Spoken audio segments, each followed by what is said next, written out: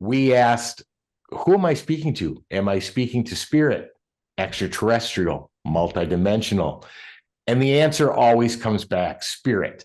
In fact, I have a recording one time where I said, how many ghosts are with me? They corrected me so fast. We prefer spirit. Call us spirit. And I've never made that mistake again.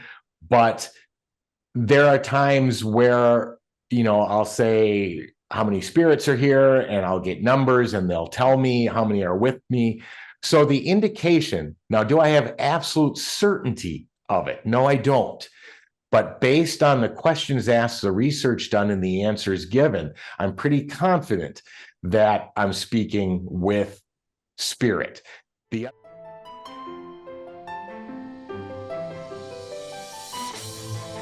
Welcome to Soul Explorers with your hosts, Gary Langley and Sally Taylor.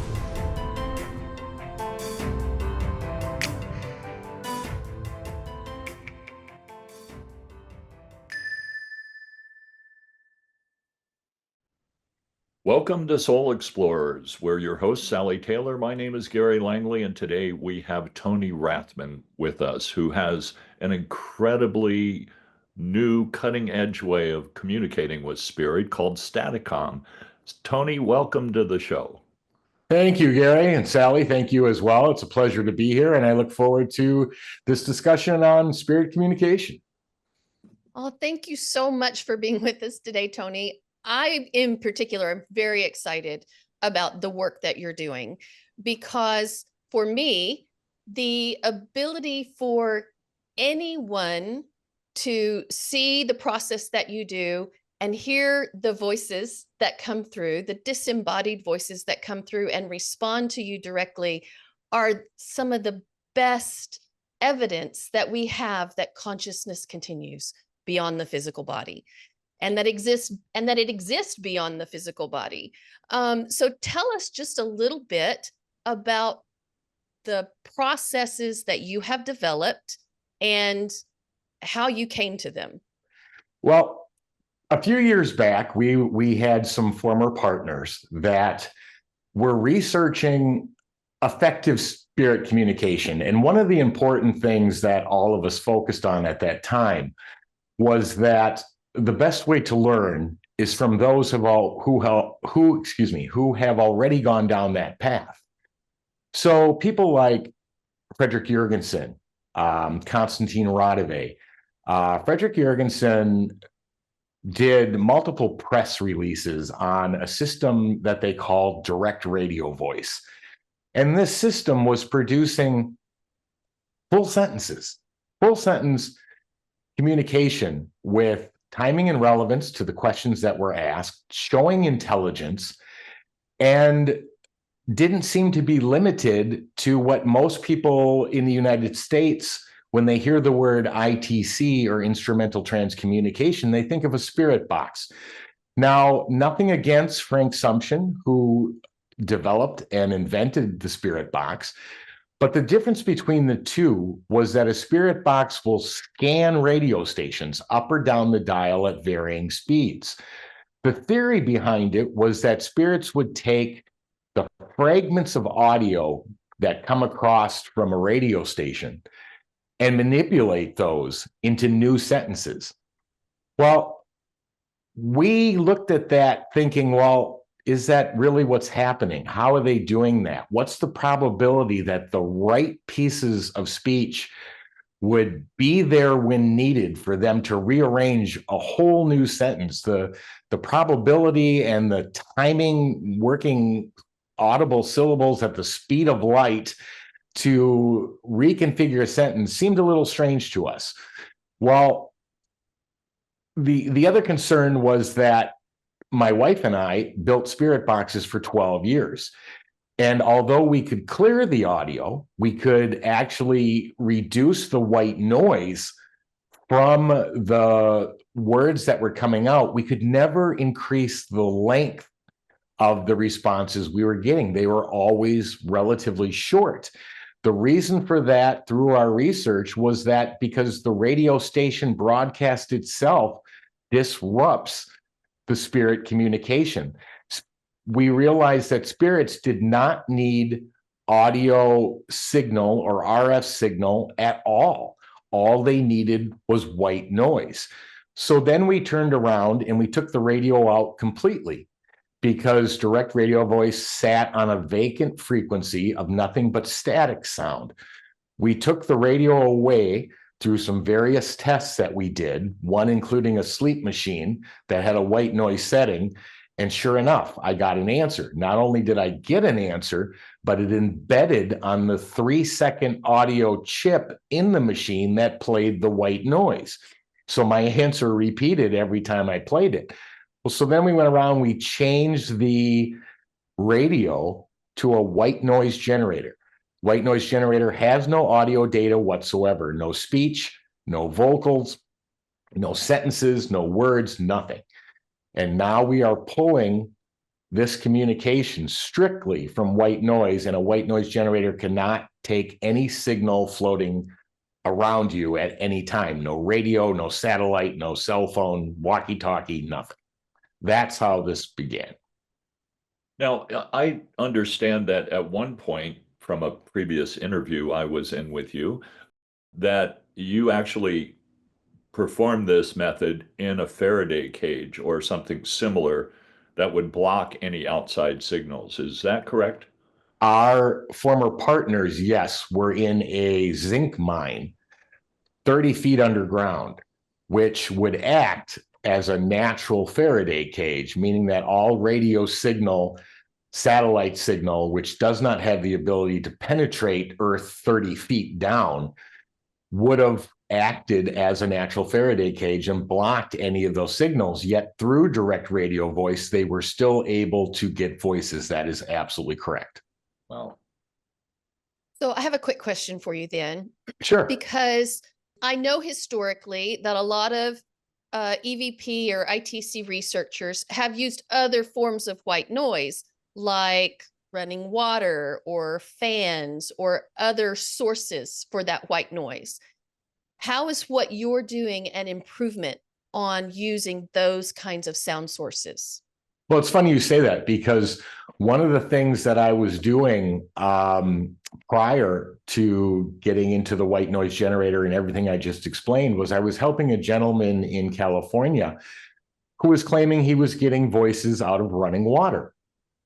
And sure enough, when I started going through it, he did. So then I did a bunch of tests where I used running water, I used fans, air conditioners, I taped mics to my car when I would drive around town to see if I could actually pull voices from it. The fact of the matter is I could. The problem is that there was no consistency in the sound recorded, meaning when I was driving around town, if another car went by, that fluctuation in the intensity of the white noise would change. A white noise generator has a spectral frequency of 1, meaning every sound from 20 hertz to 20 kilohertz is at the same level and never fluctuates. That was one of the advantages of going to a white noise generator, is that flat spectral frequency of 1 consistency. That also allowed us then, because we knew the level at which the white noise was at, and when the spirit speaks, we use a process called stochastic resonance. So what happens is when the spirit speaks, the frequency of their voice overlaps some of those frequencies in the white noise spectrum, which then elevates their voice above the spectral frequency of 1 where the white noise sits. So when their voice goes up and raises above it, we then cut the white noise off, leaving only the voice. That's amazing. Thank That's you. amazing. And how did you kind of come to the understanding of what it would take to clarify or amplify the voice? So tell me the name again of the system you said. Stochastic resonance. Could you describe that a little bit for those of us who don't have an engineering background? Absolutely. A stochastic resonance is a process used in a variety of areas today. It's used in physics. It's used in medical equipment. And the process states that when trying to determine if a signal exists, and the signal is unidentifiable either by human senses or sensors, that the process of using white noise can elevate that signal to a level where either it can be detectable by human senses or by sensors. And that process of physics is exactly what we used to take the voices and bring them into a range that was physically able to be heard through the electronics when they come out the speaker. And that's what we did. Is it a sensor that recognizes it first and then amplifies it? Or is it, am I misunderstanding how that occurs? Well, there are some heavy mathematical equations within the stochastic resonance process. There is ability to figure out what particular electronics you're using. You have to determine the potential well depth of the stochastic well, which then correlates to the frequencies you're sending in, the amount of energy you're sending in. You have to look at how fast that well drains of the energy you're putting in. All of that constitutes to hitting the perfect combination of elements to make those voices at their prime audible capability. I have a question.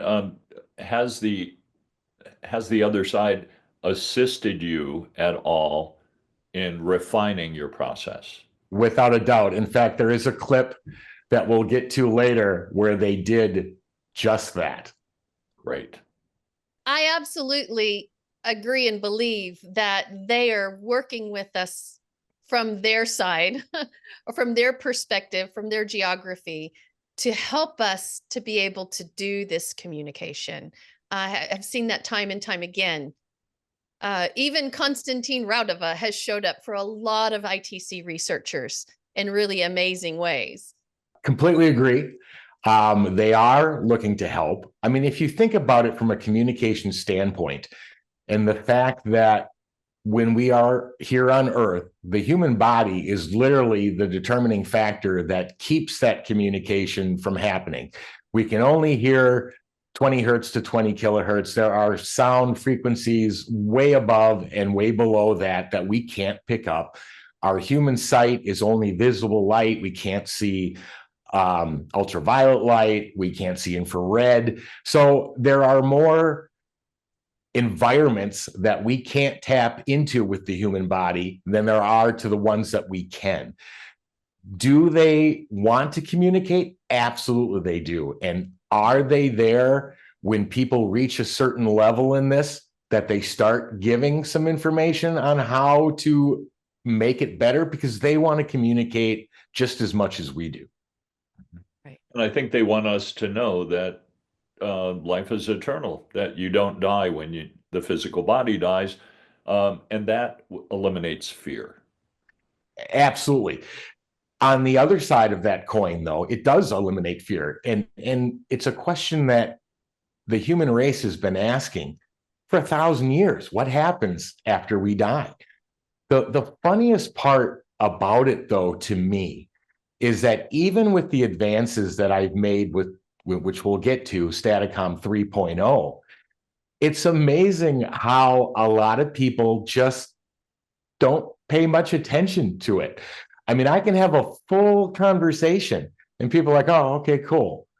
And you would think, because like I said, it shows so many other important discoveries. The soul does exist. If white noise has no audible data and I'm asking questions, who's answering? They're not in front of me. They're not in the room. Consciousness does live on and can be communicated with.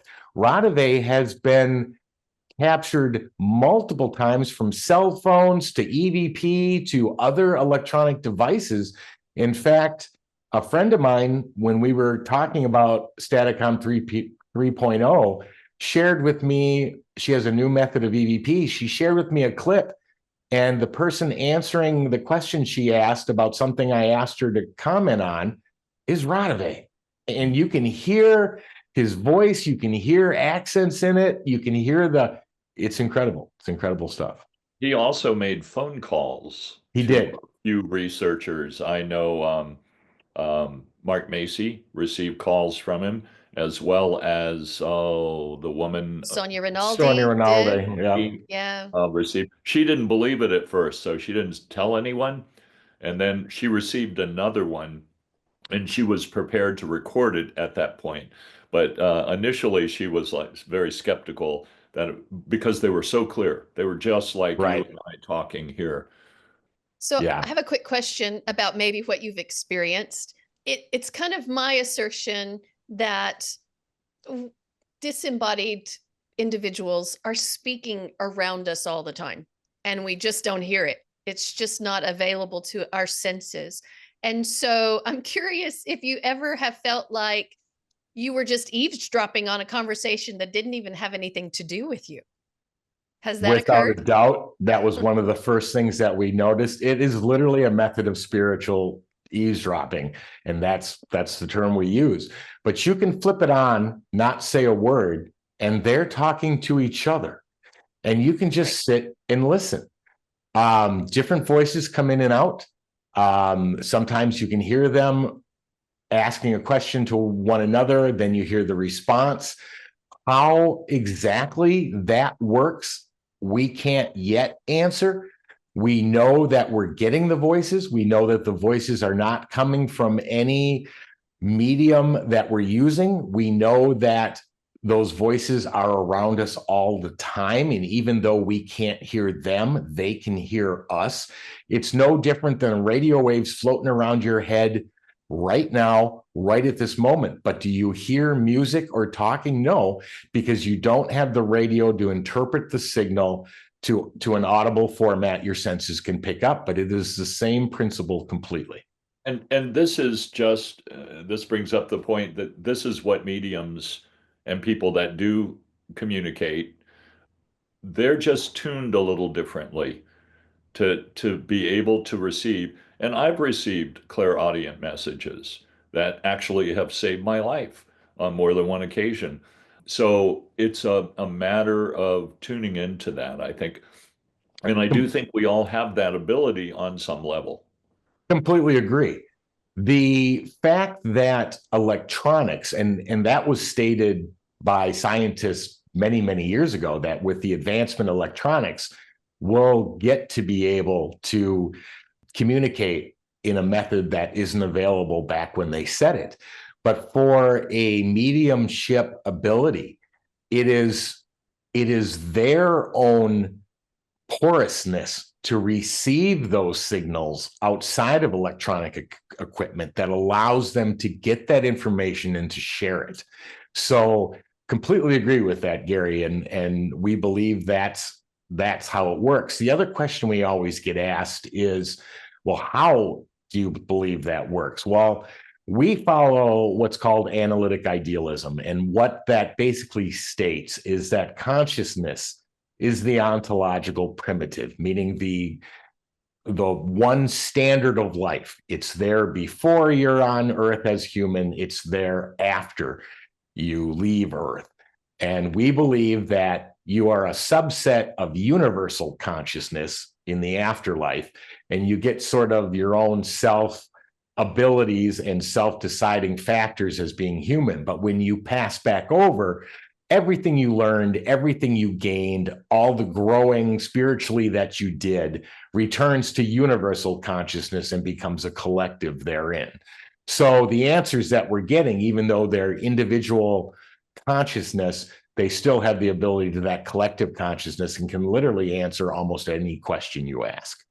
I wanted to ask you one other question since you brought up mediumship, and it was something we talked about briefly before we started recording, is that there does seem to be some kind of a mediumship aspect to the ability to even receive ITC communications or EVPs.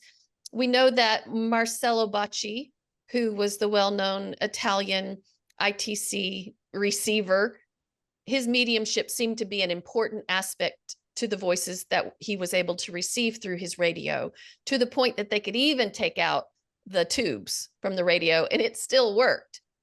Correct. So do you think then that there is a mediumship aspect to you that has not only helped you to develop the system, but allows the voices to come through clearly? Or do you think anybody can use the system and get the same results? That's a complicated question. So if we go back to Marcello Bacci, scientists tested him in lab and they removed his vacuum tubes from his radio one by one. They took out the first one and said, okay, let's see if you still get voices. He did. They took out the second one. He still got voices. And then the scientist said, I'll tell you what, if I take out the third one and you still get voices, I'll eat it. So he pulled the third one. Sure enough, he still got voices. Then Marcello said, don't eat that. That's glass. That'd be no good. But the point is that even with the inner electronic workings of the radio and how it's set up to function, parts were being removed and the voices were still coming through. The only thing they could remove to stop the voices from coming through the radio were Marcello himself. So now let's relate that back over to the question about the mediumship. People believed, and I believe as well, that Marcello did have personalized mediumship abilities to create these voices and the communication he was getting. We have noticed, now do I claim to have any abilities? No, I don't. But what I can tell you is when we do group Staticom sessions and people from the audience will come up, ask a question, and 7 times out of 10 get an answer. There are certain people that will ask their question once or twice and not hear anything. But if I turn around and ask their question for them, the answer shows right up. So do I believe that the connection between the user and the equipment being used has a connection? Absolutely. And I would say that the electronic equipment is only maybe 30 to 40% of it. And the other percent, the 50 to 60%, or the 50 to 40%, is the person operating it. So yes. This brings up another point. In physical mediumship, which I've experienced, it's quite phenomenal, but the harmony of the sitters and the energy of the sitters, they draw on that. So I'm thinking that when you have a group situation, as you were mentioning, that they can actually utilize that energy on some level because, Tony, everything's energy. Correct. Completely agree, Gary. We've also noticed in doing live sessions that they won't speak as much in the beginning. So if you start out with, say, 50 people or 70 people or whatever, however many you have, they're a little more reluctant to answer until time goes by. Sometimes the people that are just like, oh, I just want to see what this is. I don't really believe this is happening. As those people get bored and walk away, and your group refines to the people that are there who believe, who trust that this is a natural phenomena and occurs, that energy level changes and rises. And the people that are there the longest get the most intense and longest and profound communication. Why is that? Is the energy of the individual, because like you said, the entire world is energy, frequency, and vibration. And it literally creates chairs. They vibrate at certain levels, causing molecules to cling together, creates the structure of the object to what we believe consciousness to be after it leaves death: energy, frequency, and vibration. People always say to me, how does the spirit speak without vocal cords? Well, if you're energy, frequency, and vibration, that's all you need to create sound. Example, plucking a guitar string. The energy is your thumb plucking it. The vibration from the vibration of it being plucked, which produces frequency, and the frequency is the sound level at which it's vibrating at. So for a spirit or consciousness to produce vocals without vocal cords doesn't really seem like that would be a problem to me. But then back to your original question, everything being energy, frequency, and vibration, when we develop Staticom, white noise, guess what that is? Energy, frequency, and vibration. So when you start tying in all the elements, there is an overlapping structure of energy, frequency, and vibration, and that plays a vital role as each human gives off their own energy, frequency, and vibration. We've also noticed that depending on if I come home at night and I turn Staticom on and I had a bad day at work, or I'm grumpy, or I'm tired or irritated, that affects the communication I get. Absolutely. I've also been told by people who do this kind of research that if you want to develop it, go hang out with somebody already doing it. It's almost like just that interaction creates whatever shift is required in order for you to begin to have positive results. In addition, just to persistence. Absolutely correct. There was a real funny story from myself and my former partner when I first started doing direct radio voice. Because like I said, we built spirit boxes for 12 years. I've got them all over the house. My wife's like, get rid of those. We don't use them anymore. But anyway, I was starting DRV, and he had been doing it, I don't know, a year or so longer. Well, he got a message that said, Tony's your friend. And he said, Tony's my friend? Yeah, I would agree. And then the spirit said, no, I'm asking, is he your friend? And he said, yeah, he is. Well, the communication I got after that, literally 24 hours later, had increased significantly. So there is some what we call universal laws, but if you're not prepared to hear them speak, they're not going to do it, because they are not looking to disrupt your life. They're not looking to blow you away mentally or scare you. So it was literally as if they were asking permission. Do you know this guy? He's using a method you're using. Do you trust him? And when that was answered, my communication just took off. Now, I had relationships with him for 12 years of building spirit boxes and using them. But people who will sit down, even doing EVP, and say, well, I did it 4 or 5 times, I didn't get anything. It takes a process. There is a trust issue, both on their side and yours, of what you're going to get. You have to be comfortable with it. You can't be shocked, scared.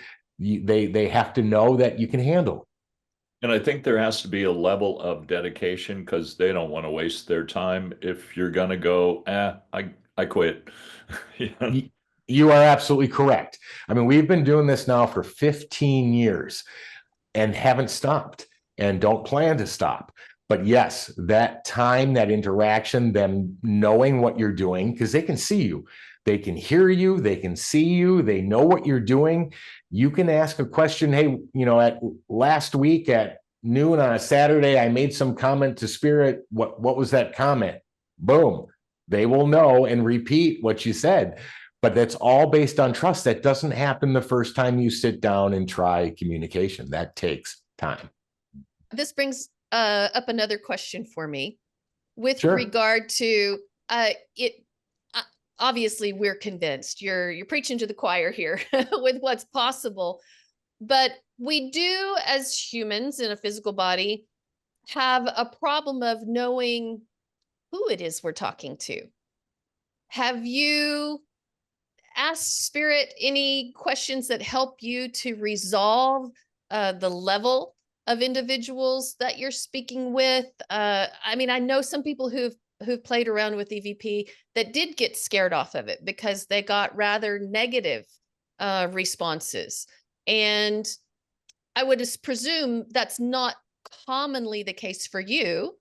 And why do you think it is? And who do you think you're actually accessing?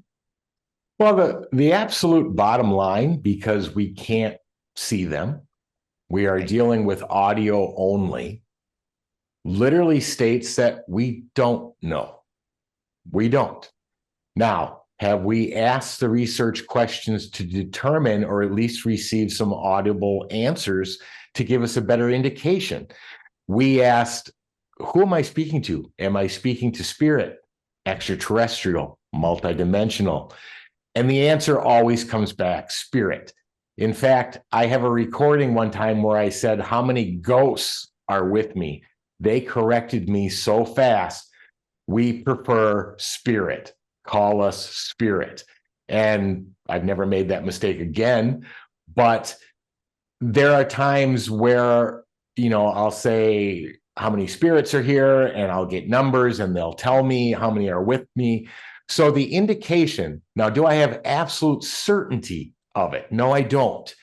But based on the questions asked, the research done, and the answers given, I'm pretty confident that I'm speaking with spirit. The other reasons we know that is because language can be translated from any language to any language here on Earth.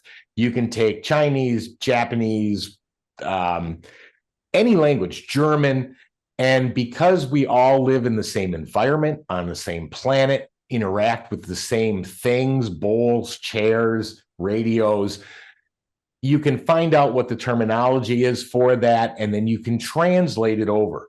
But there's a reason we can't communicate with dolphins. We don't know their environment. We don't know the method of squeaks and squeals or what they mean.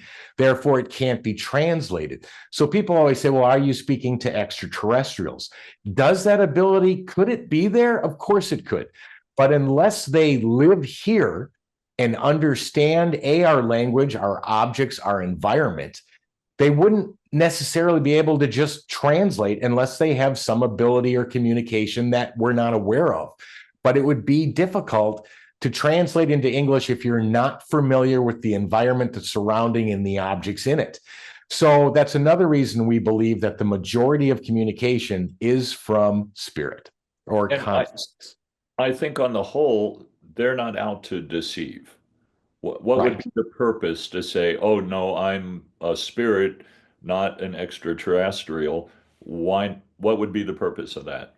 So I think we have to eliminate that. Certainly, there are other levels of beings on the other side, just like there are here on planet Earth. So you can talk to one person that feels right. Have you ever had anyone that didn't feel right come through? Yeah, we were actually in, this was 2024. We were in Gettysburg, and we were doing a public demonstration, and the machine, the method just freaked out. The voice that came through was so powerful that everyone in the room just freaked out, got nervous. People were standing up. A couple of them walked out.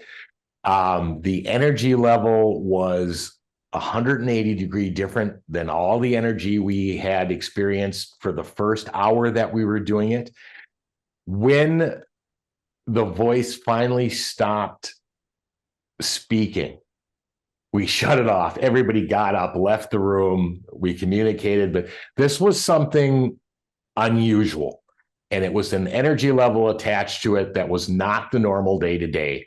And, does that happen every time? No. We've been doing this 15 years. We've run into it in 15 years, maybe 2 times, but this was one of them.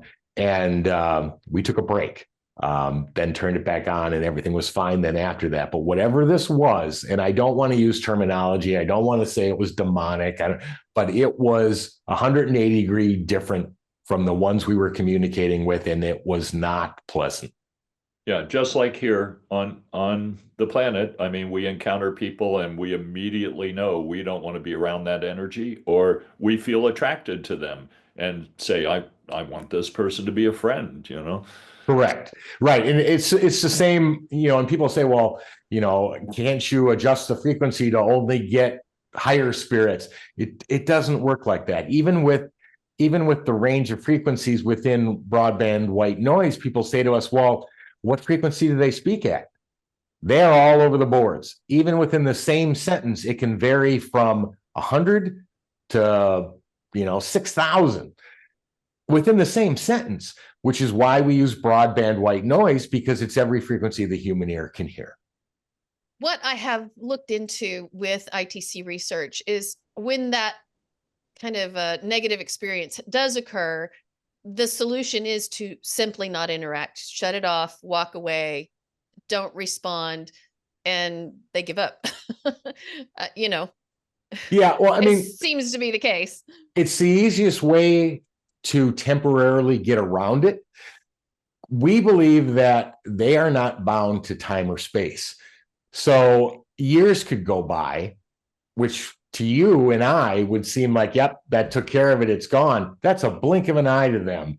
And could they turn around and come back again and try to cause? Absolutely, they can, because time and space is not a considering factor for them. That is a man-made invention, construct, and doesn't exist over there. But you're absolutely right. I agree completely.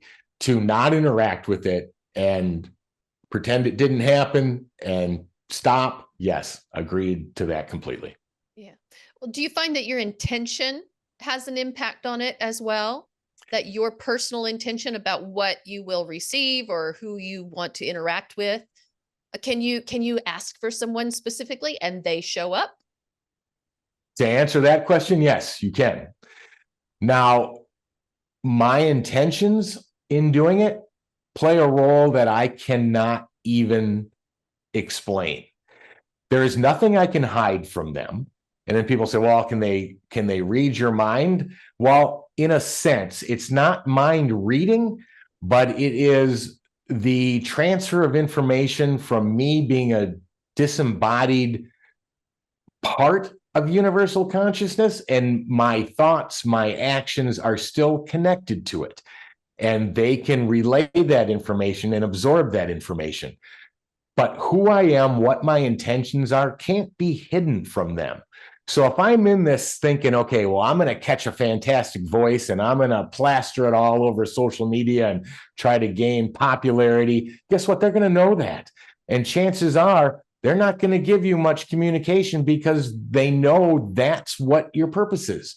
If your purpose is to learn, understand, grow, both from a soul or spirit perspective or consciousness perspective, to advance, to learn, those are the qualifications they're looking for. If that's not your reason, you'll have a much harder time because they know all that off the bat.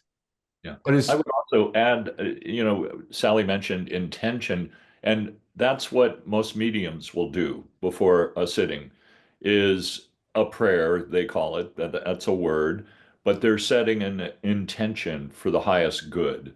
And I think that's vitally important. And I wonder, do you have a little ritual that you do in the beginning when you're getting ready to do a session?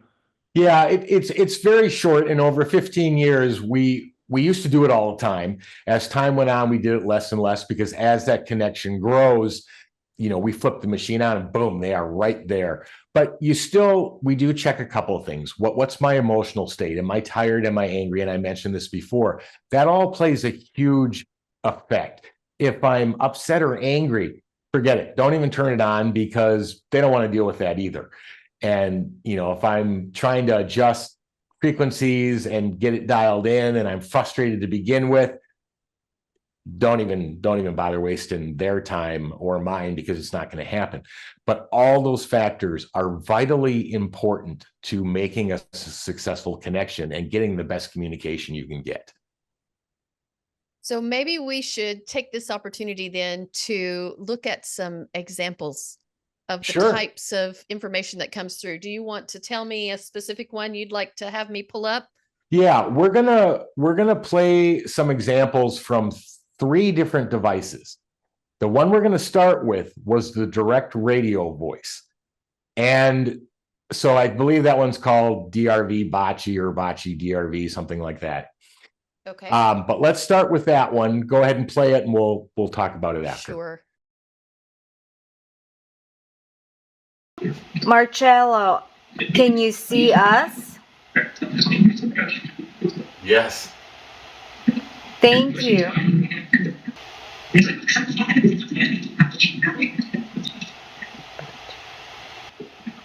Marcello, you started this method.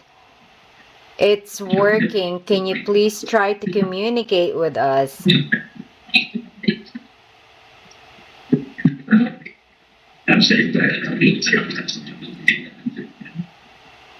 Marcello, can you see us? Yes. Thank you.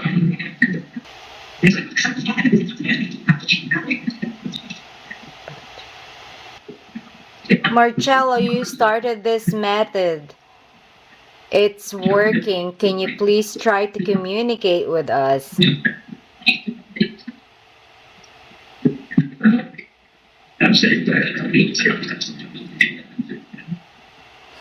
Fantastic. I'll hit stop share so that I can see you. I can't see you without it.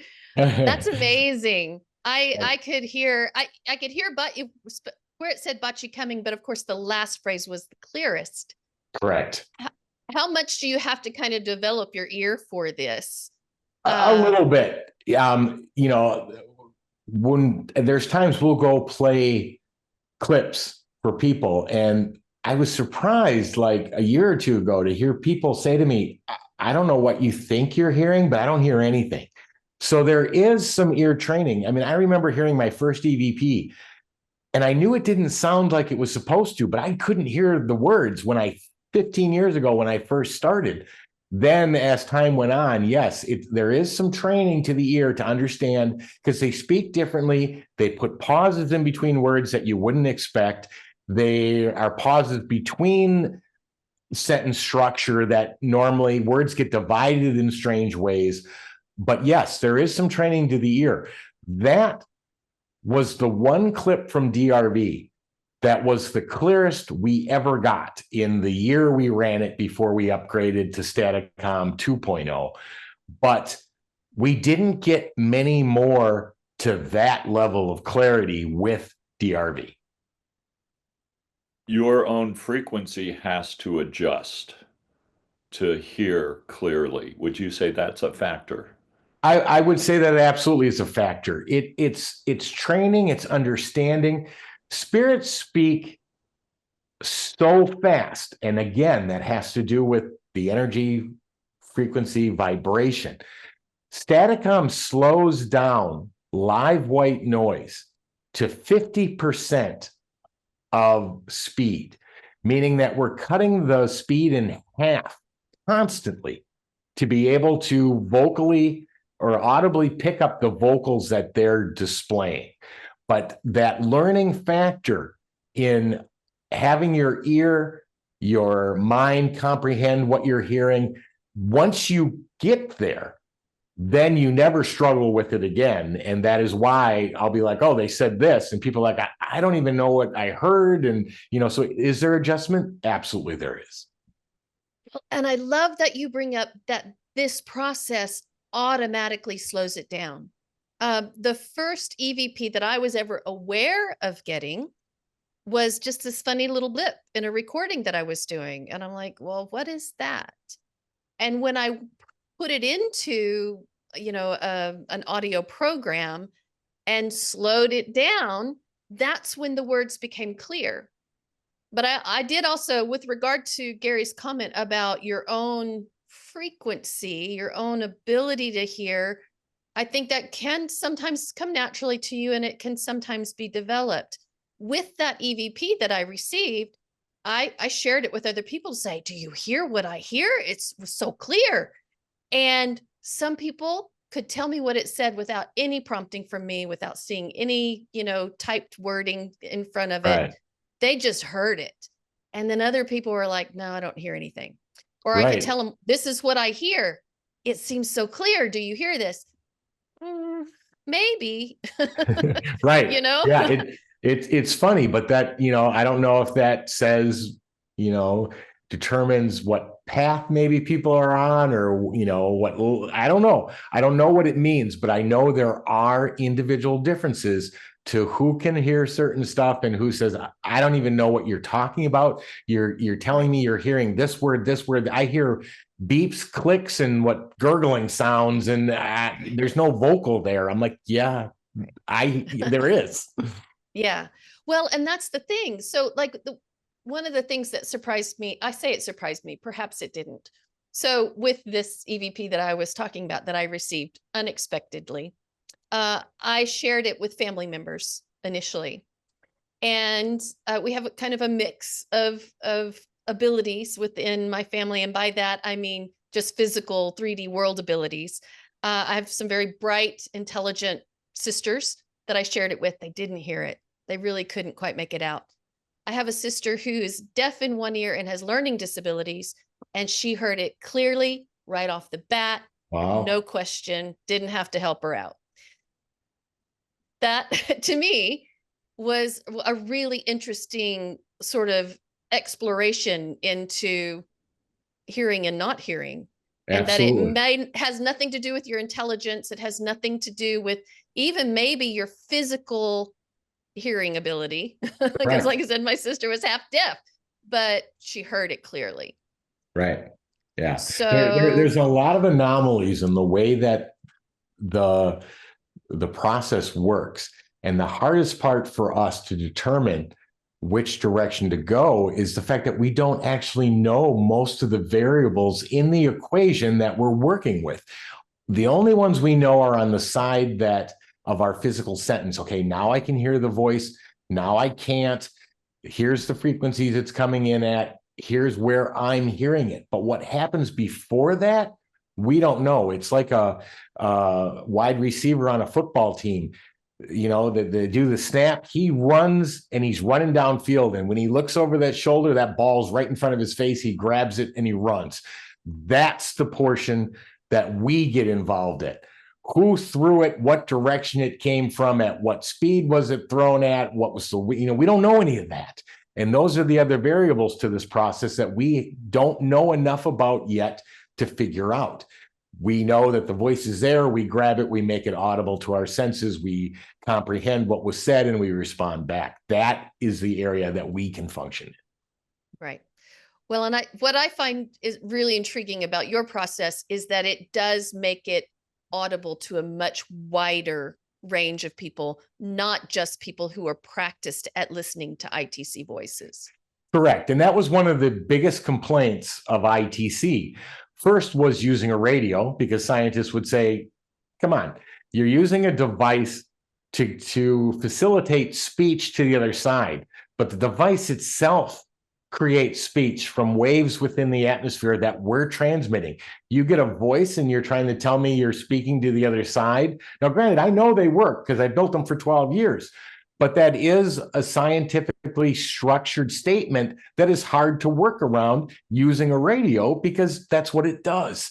And the ability to determine reception from deception is difficult, because was it the radio? Was it actual spirit communication? Now, in researching it the way that we have, we realize that there's a difference where the spirits come in, the level at which they come in compared to radio broadcast.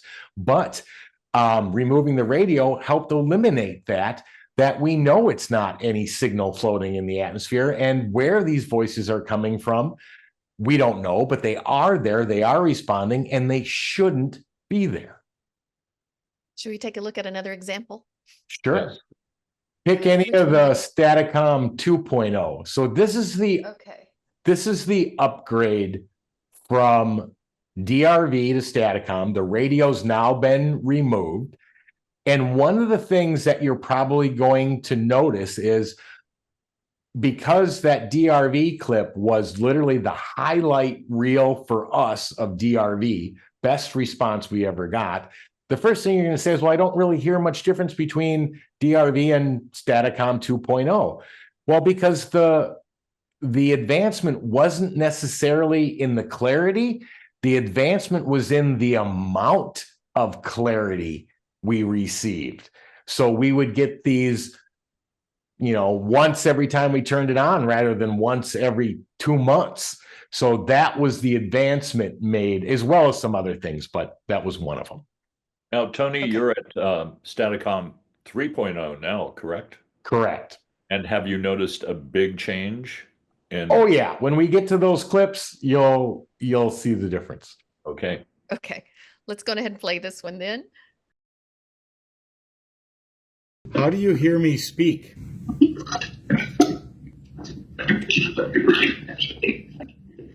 How do you hear me speak?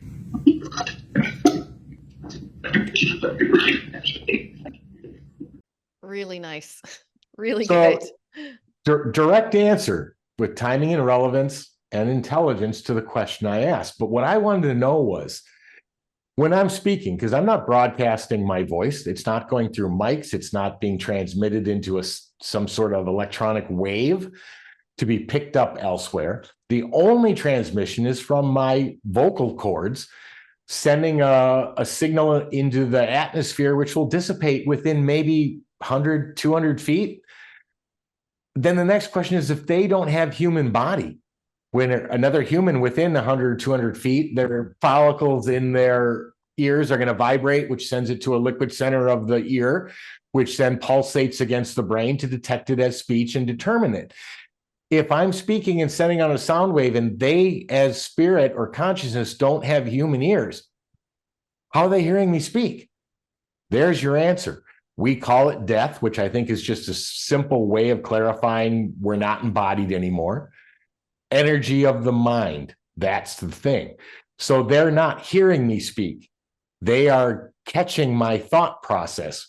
And as being part of universal consciousness, that's being transmitted back. That information is right there for them. They don't have to go get it anywhere. It's there.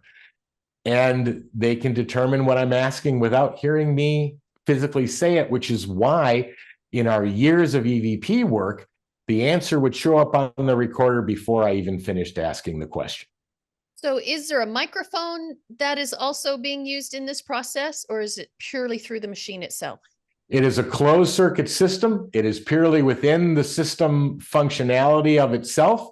There is no mics, there is no broadcast, there is no nothing. White noise is inputted, the white noise is filtered, out comes the speech. Which is through a speaker that's Which connected is through to a the speaker, device. correct. Fantastic. Okay. All right. Are we ready for one more? Sure. Can you say Tony? Did you just say Rathman? Yep. So you know who I am. Can I know who you are? Yes, sir. Thank you. Who am I speaking to?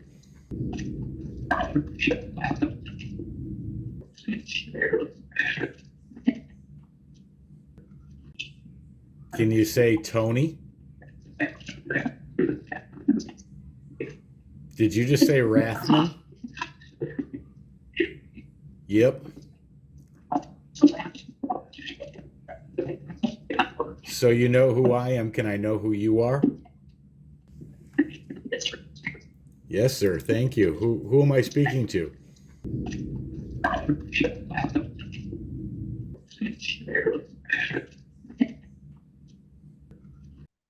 Okay, that's amazing. I wonder too, because it sounds like there's probably additional voice that's just not clear that's in there, kind of in the middle. And I can see where like you heard your last name, but you didn't quite catch the first name, but it's definitely in the recording.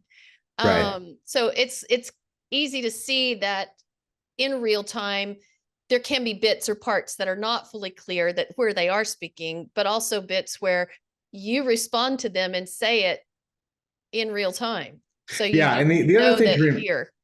right. And a lot of people don't comprehend the fact that when we're speaking to each other, that a lot of speech, the comprehension of it is actually visual. Facial expressions, pauses, the way that the body is reacting when speaking. We don't have any of those clues when listening. It is just of the audio alone. So that does make it difficult. And it did make it difficult. I didn't catch the first part of my name. All I heard was the Rathman. But yes, that's why we always record so we can go back and review. And in 2.0, a lot of times we would catch things we had completely missed when hearing it live. And this does run live. Like I said, But it's why we always record to go back and review. Are there other voices that are speaking when one is speaking? Absolutely. People will always say to me, there's other things said in the background. You didn't annotate that. I don't annotate everything. I annotate only what I think is the most direct, relevant response to what I asked. And I don't annotate it to get somebody's mind to think that's what's being said, because we tested that as well. We took speech, put completely the wrong thing up, sent it out, and people are like, I don't know what you're writing, but none of this is there. And exactly, because the human concept of the information it's hearing versus what it's reading, if it doesn't match, you'll know it. Are there instances and certain psychological phenomena where, like whatever that test was with that woman's name and green or whatever, I don't remember what the words were, but you could hear whichever one you were reading. So that is possible, but it's not as distinct as scientists like to disclaim EVP as being pareidolia. Some of it is, some of it can be, but pareidolia is not just 100% dominant when talking about paranormal. If it was, I'd walk into work and my boss would say, you're fired. Oh, raise, fantastic. It's not that prevalent. Does it occur? Is it an actual thing? Yes, it is. But the fact that it gets applied more so when talking about EVP, spirit communication, we tried to avoid that. We tried to make it clear enough that people didn't face any of those concerns. Okay. How about we look at the current version of what you're doing? So the first thing I want to point out before you play anything Sure. is that this current version is about 2.5, 3 weeks old. That's it. So what you're about to hear is brand new. What I also want to confirm is that through 2.0, we asked a lot of research questions. We were looking for information. You are going to hear none of that here. In fact, the first clip was the first time words even came out, and we were shocked because it was a complete rebuild. Everything has changed. But what was accomplished was clarity in all speech. What was accomplished was two-way communication. We have not hit the limit yet of where it stops. So I just want to preface that before you play anything, because people are like, why do you ask that? Why? This is brand new. You get to see it here first. Correct. All right, fantastic.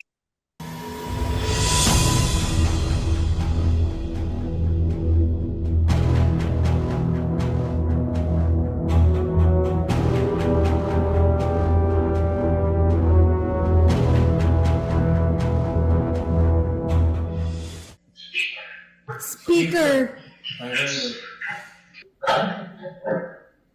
Who are you trying to find? You're nervous.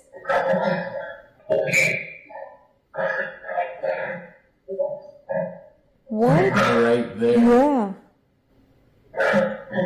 Are you trying to send us a message? Roger. Roger meaning yes or Roger meaning Roger? Are you talking about Roger Martin?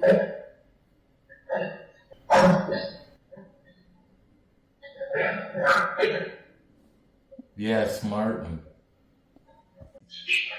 Speaker. Who are you trying to find? You're nervous.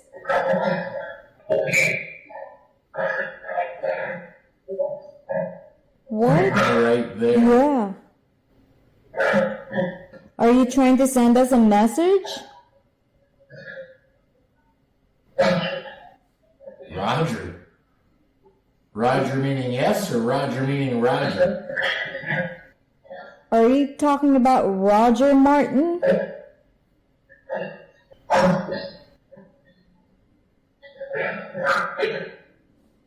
Yes, Martin.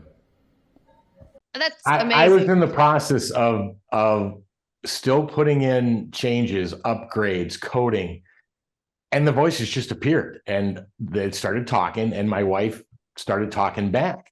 But I mean, you can hear that it's intelligent, it has timing and relevance to the questions that were being asked, and it just kept continuing.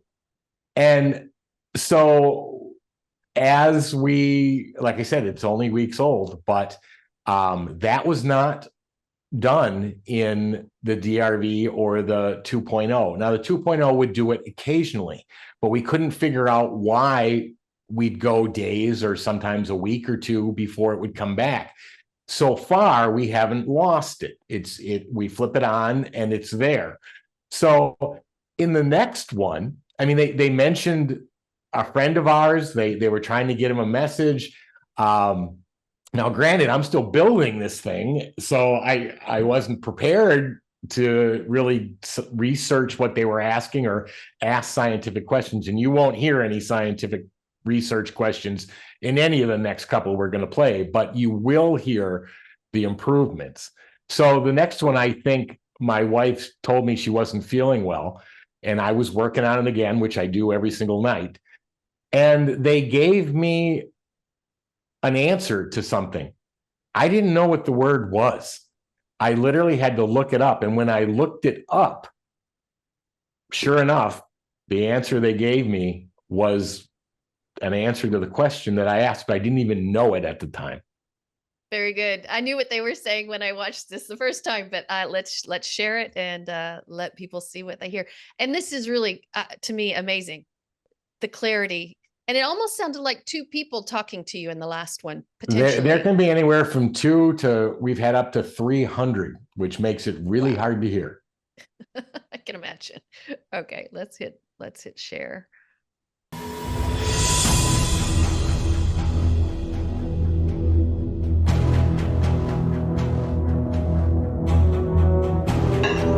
Spirit, Cherie isn't getting sick, is she? Is Cherie getting sick, Spirit? Yes. What should she take?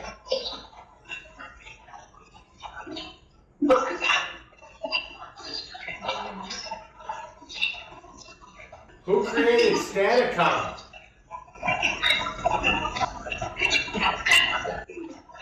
Spirit, Cherie isn't getting sick, is she? Is Cherie getting sick, Spirit? Yes.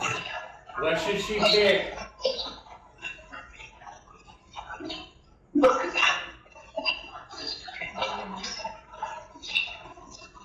Who created Staticom?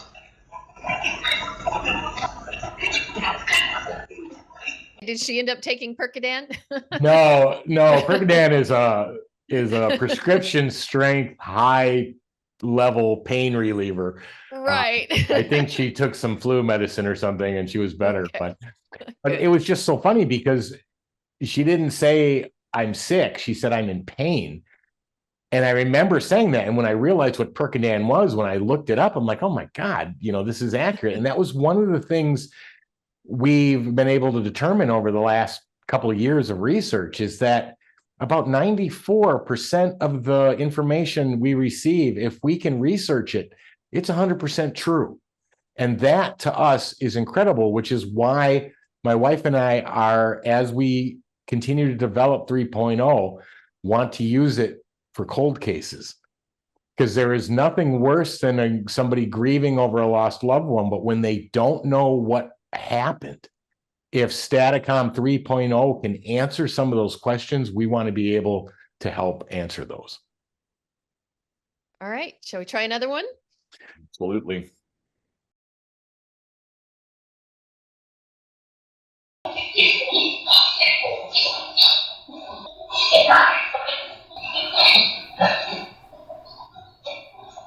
Rathman, I heard you say Rathman.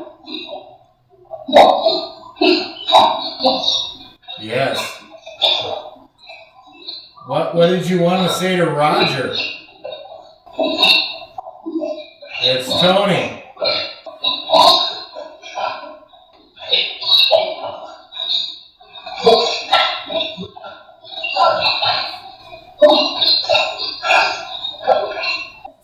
Spirits, can you hear me? Yes, okay. That was a loud voice that just answered. What's your name? That's a strange name. How many spirits are here with us right now? A lot? A lot, yeah, that's what I thought you said. Because there's so many of you, is that why all the background chatter? They're talking? Do you have any messages for us?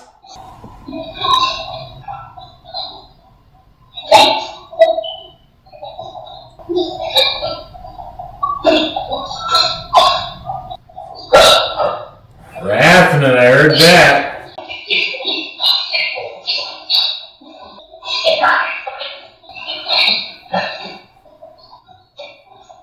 Rathman, I heard you say Rathman.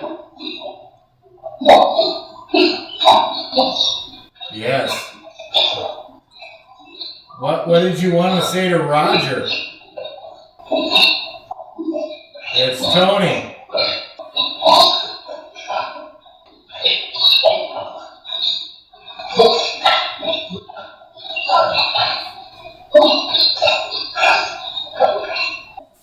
Spirits, can you hear me?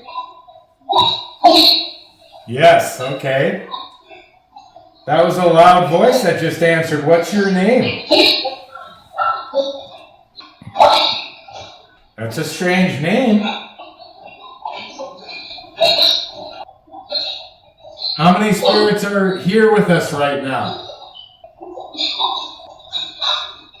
A lot? A lot, yeah, that's what I thought you said. Because there's so many of you, is that why all the background chatter? They're talking?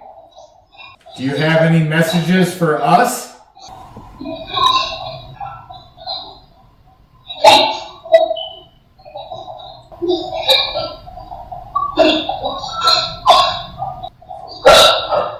Rathman, I heard that. Okay. That's amazing. Well, the fact that they tell you you've done it, that's But amazing. right, because you were asking before about them trying to help on that one where he said perfect right there. I was turning dials and they're like perfect right there. So when you were asking about do they help? Yes, they do. They were just as thrilled about being able to communicate. You heard that one voice say, Roxy, he's talking to us, like surprised. But I don't know what the fourth clip is. I have a feeling I just named them two different things because that was the last one for 3.0, I think. But Okay. I can pull it up when you look real quick, sure, just in case. but you can see the ability for that extended two-way communication, and that was the biggest advancement. The clarity you saw all the way back to DRV, but that was the one we had in the entire year. The three clips you saw were all done in a 2 or 3 night period, and it just every time we turn it on, you can have a conversation. Yeah, yes, it's ongoing interaction back and forth Correct. with And response. Tony, I noticed even an increase in the clarity Thank you. of the voice with 3.0. I think you're onto something here. But I want to hear the last clip if we could listen to it. Let's pull it up. If it might be the same one, but it might not. So let's find out. I think it is. Okay. These come up. Hang on just a second and I'll double check it. Oh no, this one's slightly different. So hang on, hang tight. Let me go ahead and hit share.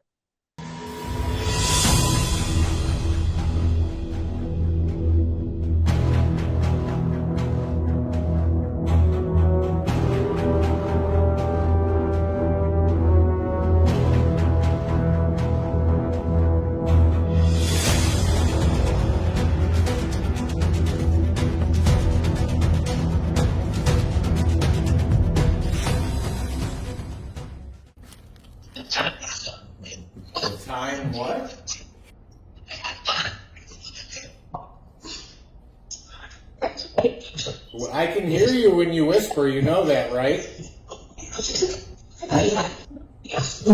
Spirits, if you're not familiar with this device is called Staticom.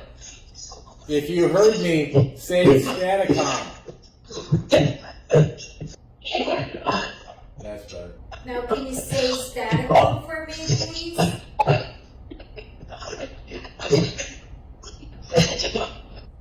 All right, Spirits, if you don't want to say Staticom, let's play another game. What am I holding in my hand? Glasses, thank you.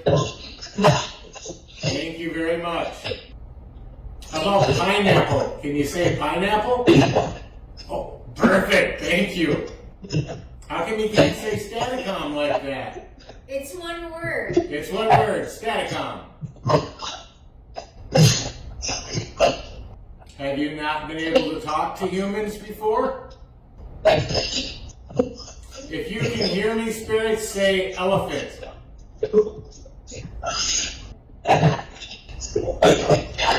Do you know Tony?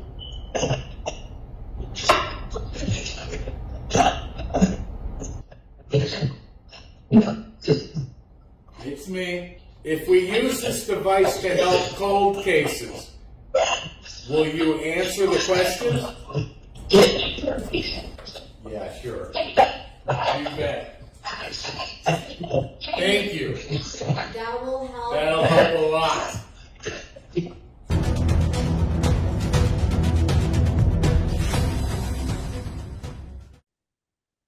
Amazing. Thank you. Yeah, it's not it's unlike anything else out there today. And like one of the biggest things was to remove all that low hanging fruit. Oh, you're getting stray radio. Oh, you're it's pareidolia. You think you're hearing that, but even if you listen to some of that, and as we constantly try to improve the vocals, it's not too bad. It's sounding pretty much like normal speech. We've always got more work to do, but it's progressing, and that's what's important. Well, Tony, Right. I would like to ask you to come back and join us in the future because I see a progression going on here, and this is only going to get better and better, and you're really dedicated to the work. So we would like to have you come back and give us an update a few months down the road how things are going. Anytime, would be honored, and yeah, that would be absolutely fantastic. Tell everybody where they can find you if they're looking for more information about what you're doing. Sure. The first place to go would be our website, and it's entityvoices.com. You will find everything from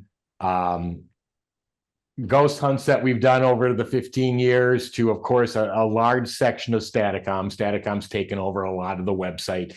You can see where we're going to be, different podcasts we're going to be on, when that'll happen, live demonstrations that are being given, presentations that are being given, all on the website.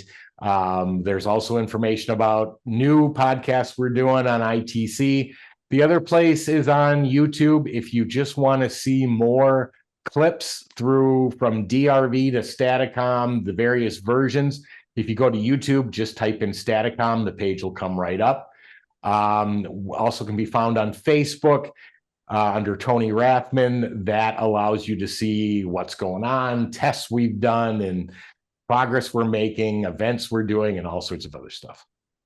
Great. Fantastic. I hope to see you working in person someday. That's my goal. That would be great. And yeah, I hope that, like I said, as this gets more well known and people realize that this is actually happening, this is real communication, hopefully people will take more interest and say, we got to look into that.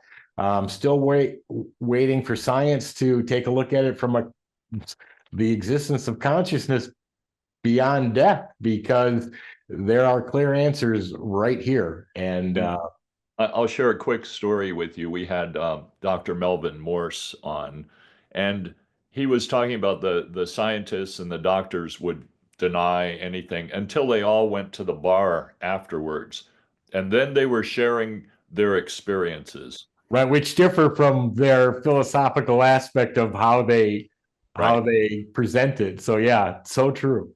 A lot of them do know, Yeah, but they won't admit it because correct. they're worried about their career and their. And understandably so. I mean, I can understand the conflict there. But when you can now produce evidence repeatedly of Yeah. what you're claiming to be happening, that's going to be hard to deny going forward. Well, this was absolutely the best hour I have spent all day. So I really enjoyed it, Tony. Look forward to having you back again, and thank you for joining us. Thank you for having me, and I will return anytime you ask, so know that. Oh, great. Thanks so much. If you enjoyed this content, please hit like, subscribe, and ring the bell for notifications.